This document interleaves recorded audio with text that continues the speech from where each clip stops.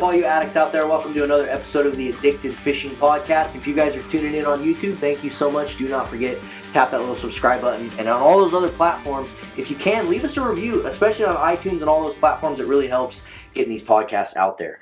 And today, we have another little special guest in the studio. You want to introduce yourself, man? Randy Bales from Lured Beads and Guide Service.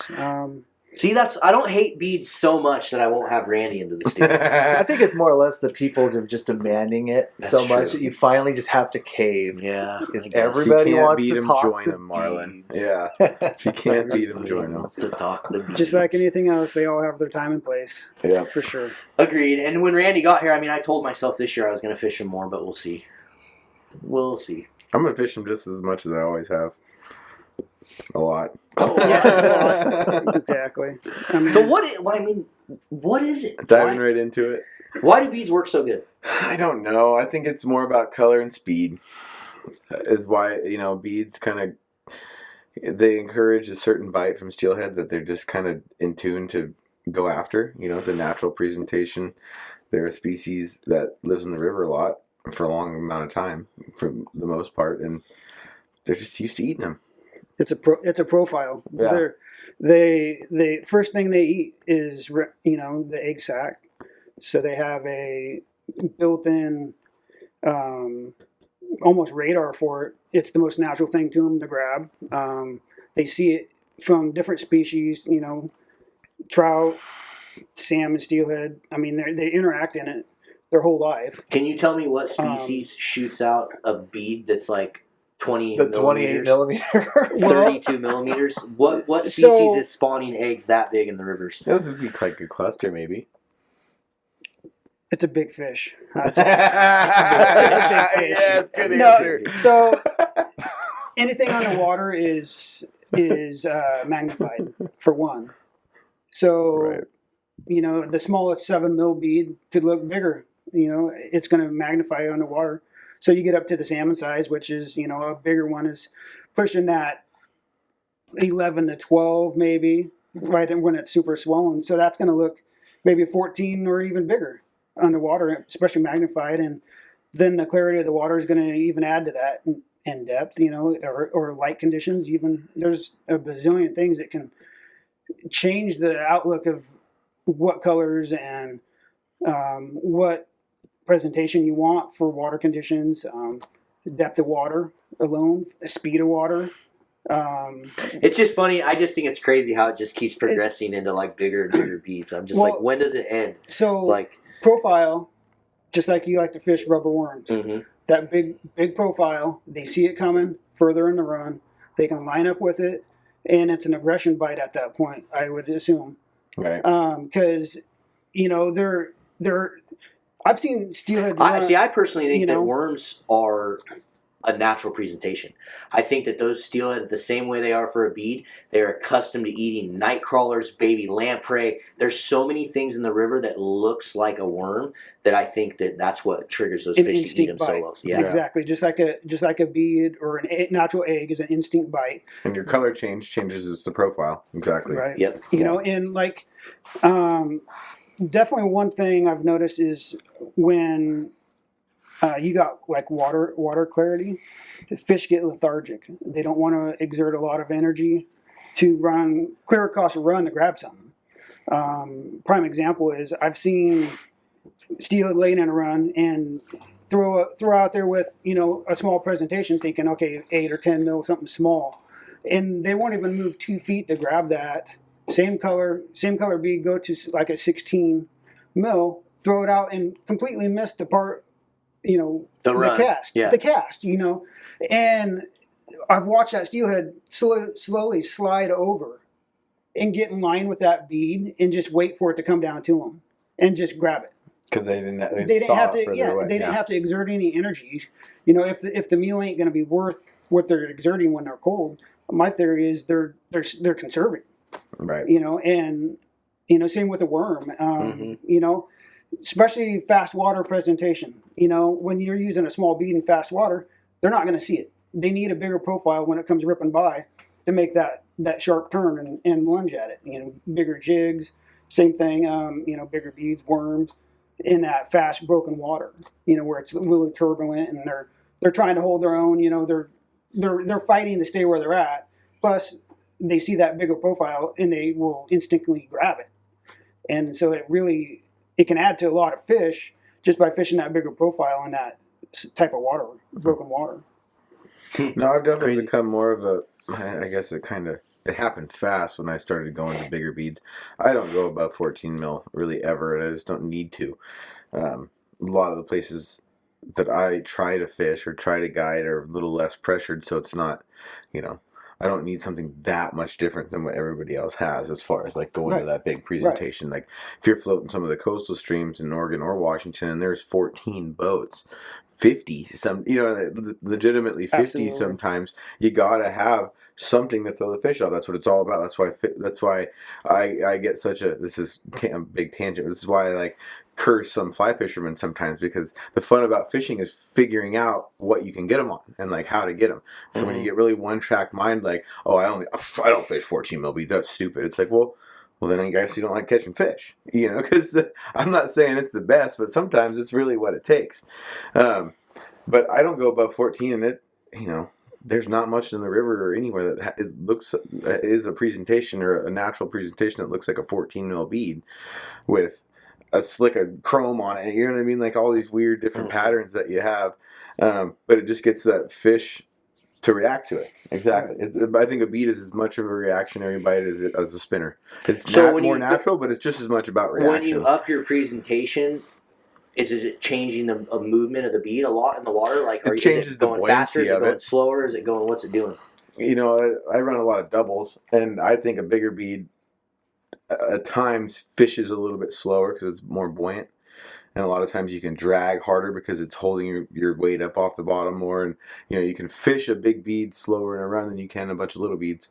You know, like an 8 mil or a 6 mil. That's for more like, you know, different style of water.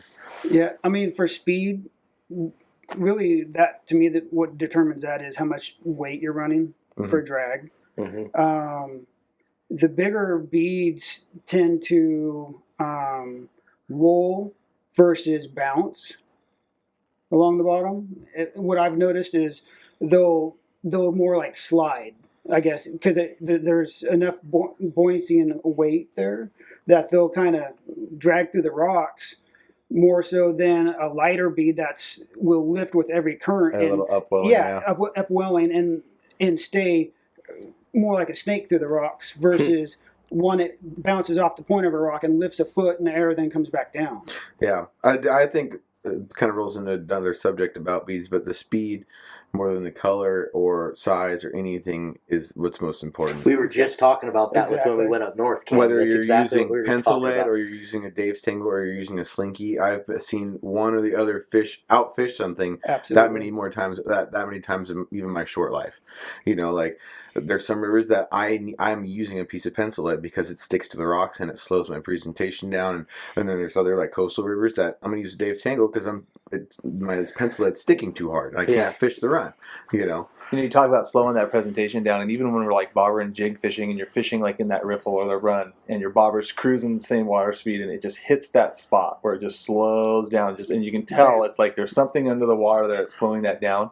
Yeah, whenever you're dragging a bead, and you actually have that water that can push it, and that bead gets down to where the water's a little slower against the rock, slows it up, gives the fish a little bit more time to present it. That's why I think and honestly, that's why I don't fish a lot of bead stuff unless the water's really moving. Yeah. Because I feel like when you do have a lot of moving water, or like when the water's up, and like I said, I'm not as traversed in bead fishing as, so these, to you guys, of course, but I think it slows it down. And it just, like I said, it's just that much longer, that much more of a look, that much more of an easy target for a steelhead. It's the exact reason why I've always fished and why I designed the mustad flip, because it slows your presentation down. When that bobber sinks in with that much buoyancy, and it just slows it down. It slows down the jig and the presentation moving down the run. Yeah. Especially when they're in cover, and like today, Jordan and I were fishing, the water was low, and we were really working a lot of riffles. We were really working a lot of kind of stuff, and shoot, the only time we managed to find fish was when we found just kind of like a slow opportunity with it being so cold that our fish probably had a chance to come over and grab our stuff. So Yeah. the number one thing I see guys do wrong fishing beads is they are not keeping it tight to the bottom. Like Suspended bead is might as well not it even does be not on the work. line. Yeah. It does. Yeah, it does not work. You have to be tight. I mean, an egg is the most natural thing to a fish, right?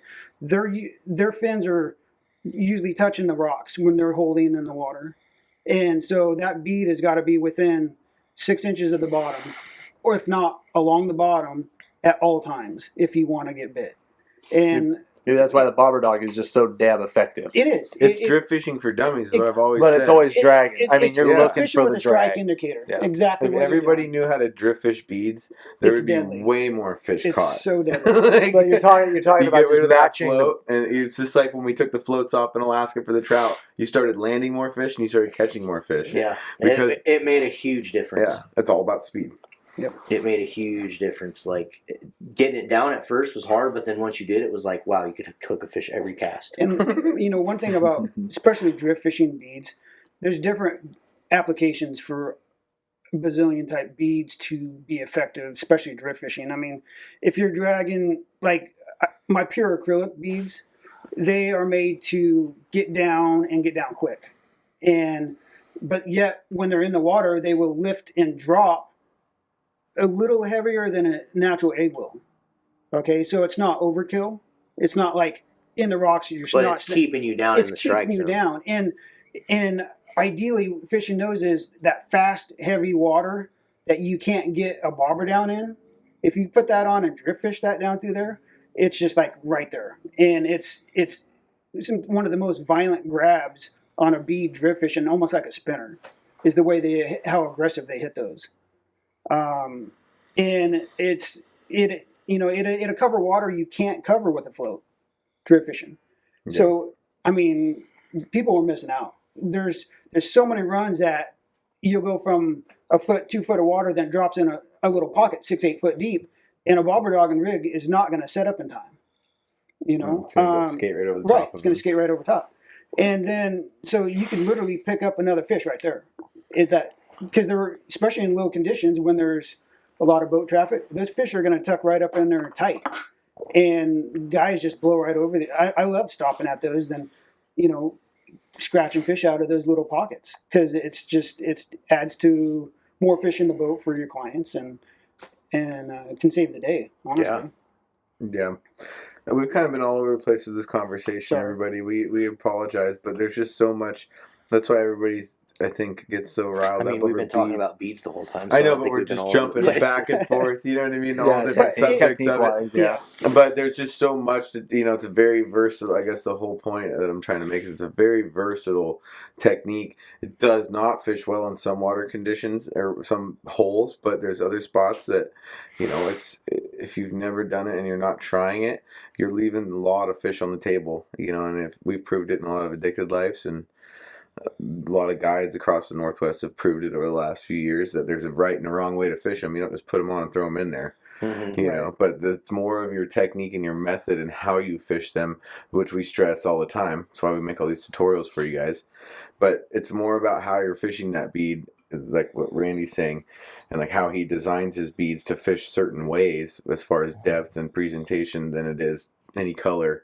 You can either sit there at the bar and talk about like what color your favorite bead is. I mean, you're pretty anal about what colors you're fishing. Yeah, but still, give me any bead and we can make it work, is what I'm saying. Any bead in front of a fish is better than no bead in front of a fish, probably, exactly. right? What happens is, Do you know how many fish Usually- I've caught on beads in the last? I watched you catch 5 years. 25 in one day, so don't say anything bad. Oh, I guess those weren't beads. Those were Steelhead soft eggs. Yeah, those were soft eggs. There was Close 2 enough. beads on the line though. They were very tiny, soft beads. Which now we have it some. boils down to a profile. Yeah. That round profile, fish are used to seeing it growing up, their whole life, and it's been proven clear beads will actually catch fish. It's because of that profile.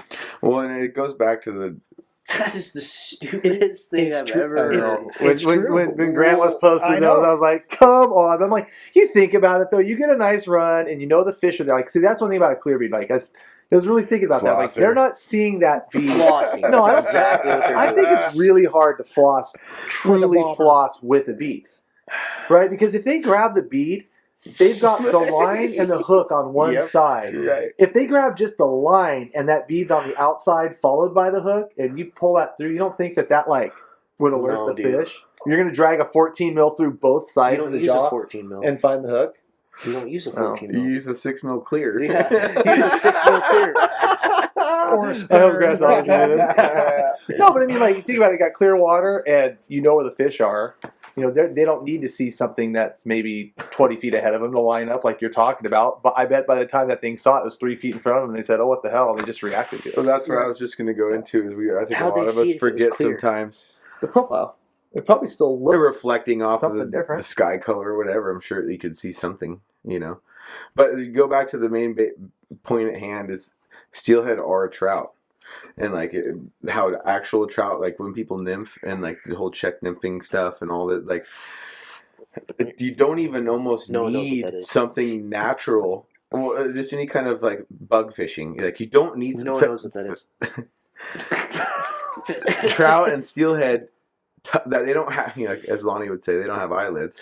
They don't have hands. They don't touch things with hands. They touch things with their mouth. Yeah. And there's, you know, like that's why there's such big problems with algae and stuff on a lot of rivers in the Northwest, because these trout, everything that comes by them, they put in their mouth, they spit it out, and they push it through their gills, and 60% of the time it's actually something to eat. And they identify that and they swallow it. But all these fish are getting, you know, filled up with algae and stuff into their stomachs, and they're dying because they're becoming malnourished. They're full, but they can't eat anymore. But there's nothing. Yeah, it's just algae. Then steelhead do the same thing, like with beads and stuff. You know, that's why we stress not to set the hook with them, because that fish is going to grab it and go back to where it was. I mean, it's not, you know, it's a very natural take, and they're trout. They want to put things that they're familiar with in their mouth, whether they're going to keep it there or not. They're going to grab it, spit it out. You know, it's just how they act. Contrary to salmon that don't do that. They're killers. You know. Mm-hmm.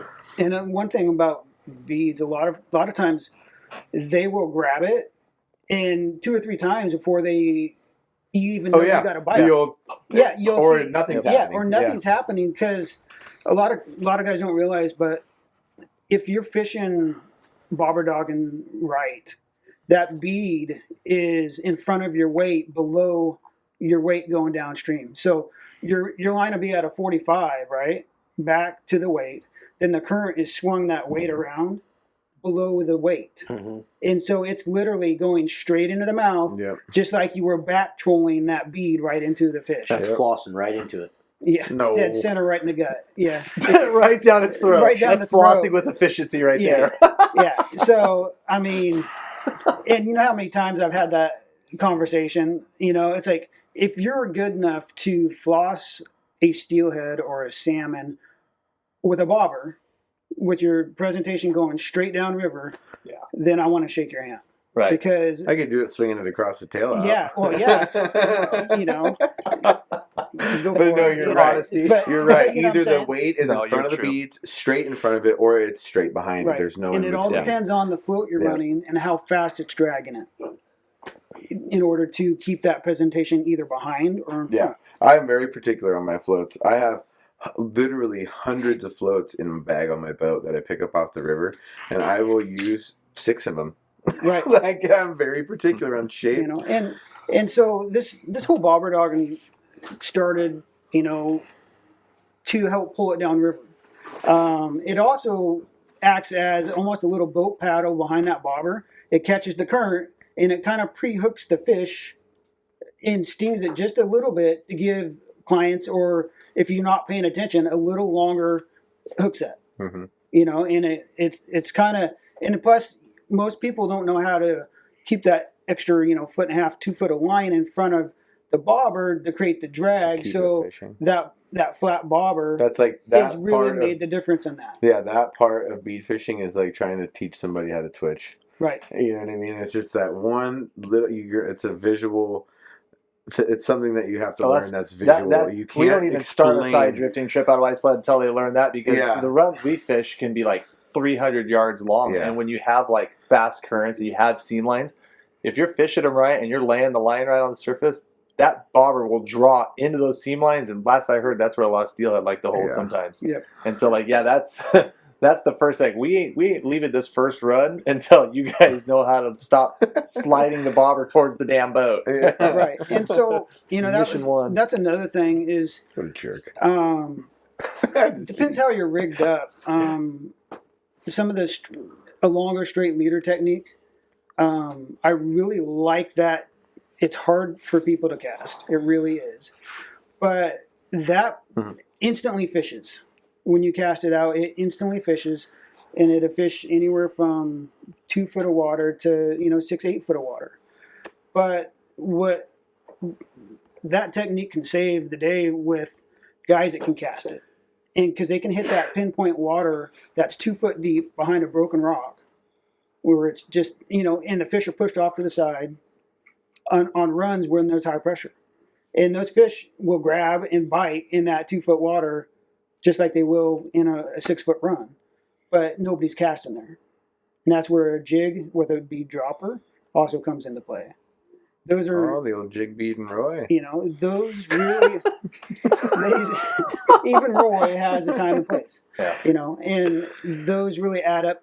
But the guy who's ever fishing that method has to be, I almost call it walking the dog, because you have to, at that point, you cannot let it just drag. Mm-hmm. You have to pick up the slack Those out are of the the best line. takes too. You have to pick up Just the rip slack, it out of and your you're hand. helping that bobber along to keep that line tight. You're drift fishing. Basically, yeah, you're Yep. drift fishing With a but side planer almost. with a side planer, exactly. And it's still going straight down river, Yeah. but you help it along, walk the dog across. That's exactly how I behind that explain it rock. to my people. I say help it. I help it along, lay your line back and down, pull against it, help it along. It adds up to extra fish. Yep. And as a guide, that's huge. I mean, because it's so contrary to what we stress constantly. Like, get your natural drift.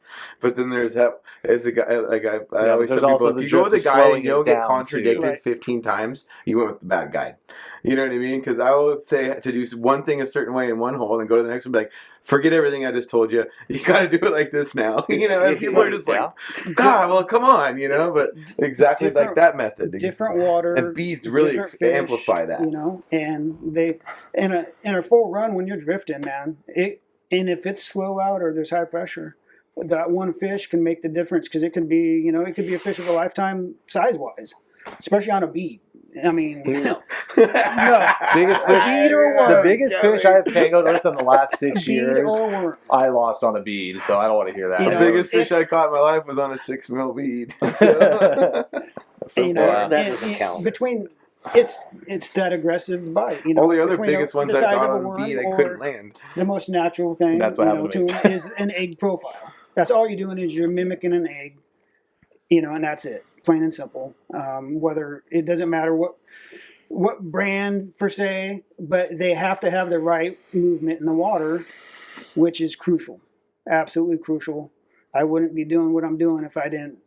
Yeah, so believe that. I think that's a good transition point to talk a little bit about talk a little bit about your business and why you started it and what you do and all that jazz. So, Lured Beads started years ago. Actually, I started airbrushing spinner blades, and I couldn't get the colors I want. Started building spinner blades, and that's how I kind of rolled into having a bead source to get things made.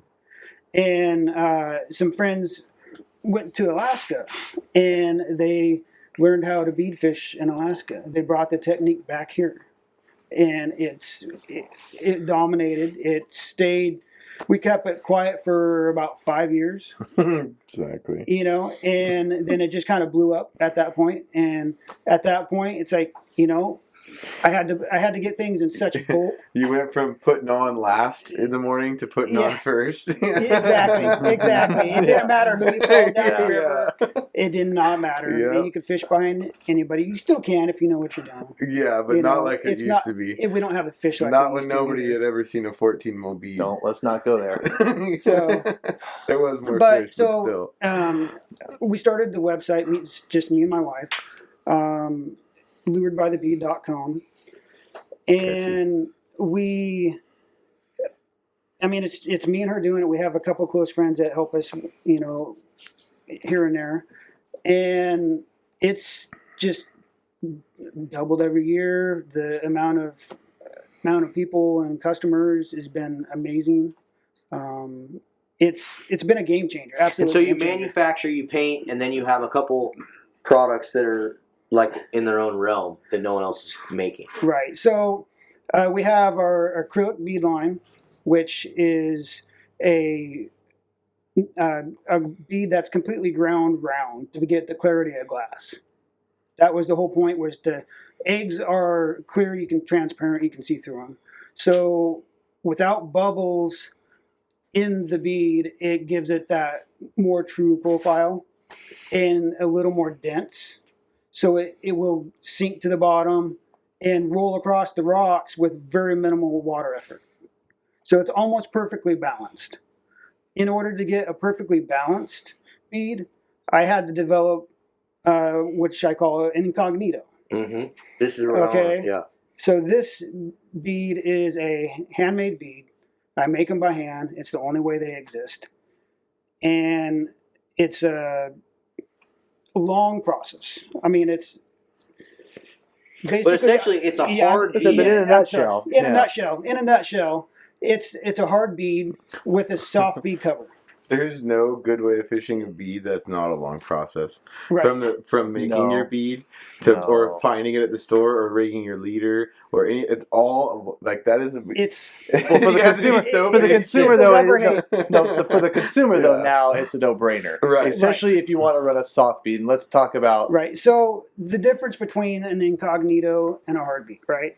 So I wanted the fishability of a hard bead with the soft feel of a actual soft bead. So that way, when Okay. the fish grabs onto it, he holds on a little longer, Yeah, right? they hold on to it a little bit longer. You can scent them. Okay, so that was a big part of it. They hold scent and they hold the color. You have a double UV reflection. It's a 3D effect. You get a prism effect with the hard bead. It has UV. Then you have the UV on the outside shell, right there. That is the soft cover. They all have holes in them. You can thread them on your line just like a regular bead. But unlike a soft bead, which I mean I do have soft beads too, but they all have their time and place. But I wanted something that was the best of both worlds. So I took a hard bead, put a soft bead cover on it, and the fishability of a hard bead because it stays put. When you put that on, it stays on your stop. It does not slide over top your stop, and it is not a throwaway bead. At the very minimal, if you could tear off that cover, you still have a fishable bead at the end of the day. So you're getting two beads for the price of one. I haven't even seen this cover ripoff, which is now that you said that, like for the 2 years I've been fishing, Right. when you came out, like I've never seen a cover ripoff, and I Right. was just thinking, like I don't really, You know, and no, some of- I- they get used a ton because of the way, like you said, the way that you can peg them and fish them. Exactly. You fish one bead like You all day. will lose the bead before you tear it off. Yeah, And the for only time I've seen a cover get close to being torn off is Grant Roulette. I think he landed like 12 or 13 fish on one single bead. Sent me a picture of it, and it just gnarly chewed up. And he pulled it off and saved it as a trophy. kind of a trophy. Yeah, absolutely. That's your killer fish with all the paint Put ripped it off. all in. Yeah, Mantle. exactly. You know exactly what Yeah. it is, and you'll find that if you catch some fish on certain beads, they're like super fishy for something about the buoyancy in them or the balance, and that's one thing that the incognito has. And it makes the balance so amazing on that bead that it's almost the perfect match of an egg drop in the water. It'll lift and swirl with this minimal water movement, and then the rate it drops is almost a perfect egg balance. And that's why I've had such good luck on it and success. Yeah, see, I don't care about any of that. Because the one thing you can do, I do know. care about that, but the one But- thing that I love about it is if you tie the little glass bead in there, 2.5 inches above your hook, 3 inches, whatever you prefer, you're now running a soft bead and you're not going to mess. That bead is never going to slide past that glass, clear, tiny little stop all day. You will never adjust your bead all day and you're fishing a soft bead. And there's no other bead out there. There's no other way to pin it. There's no other technique that you can get the longevity out of a bead, like you're saying, catch 12, 13 fish on a single bead without having to adjust it one time. Right. And for clients and for ease and for like, you cast out, you're starting to bobber dog that really long run and you give your rod a little pump because it hung in the rock a little bit, like, oh wait, did that just pull my bead down on my hook? And now you're sitting there drifting 100 yards thinking about it, like, oh, is that bead against the hook? Takes all Does it the matter? anxiety Like, out of it just, it. dude, And it's just at automatic now. At that point, as a guide, I got frustrated with soft beads. Mhm. And because my clients were missing runs, they were missing the spot where I Yep. wanted them to cast, where I knew there was fish. And at that point, I'd rather have them fish a hard bead, because they're going to get bit. All they got to do is set the hook. That's the only difference. You don't have that. Not always. I mean, I've seen them take down hard beads with a vengeance. Yeah, but I mean, at the end of the day, like the guys that are real particular, I mean, yeah, hard beads work, soft beads work, but the merits of like soft bead, like you said, you can scent them. They hold on a little longer. They seem like give the client a little more of a chance. Like, when you're talking on these tough days of fishing, okay, yeah, because you've pegged that glass bead, that might give you like a 10% more chance. And then you're fishing a soft bead. It's a little more of a chance. You put a little scent on there, a little more of a chance. Like you start upping your game and you start fishing real efficiency or fishing real efficient. You're never going to miss. Right. Absolutely. So, I mean, that bead is never going to slide down. It's never going to give you a headache. Unless you You're leave never your going to bail mess with open it. or something. You're going to cast faster. What's that?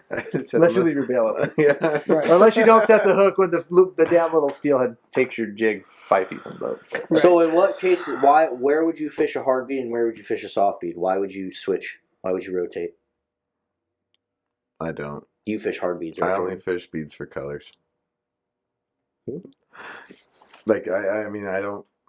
There's a couple of like the soft, like the BNR soft bead colors that I think are just good colors. There's nothing about the bead itself that like changes how it fishes. It's just a good shade. It's a good profile, and there's hard beads definitely fall faster. Well, yeah, there's certain.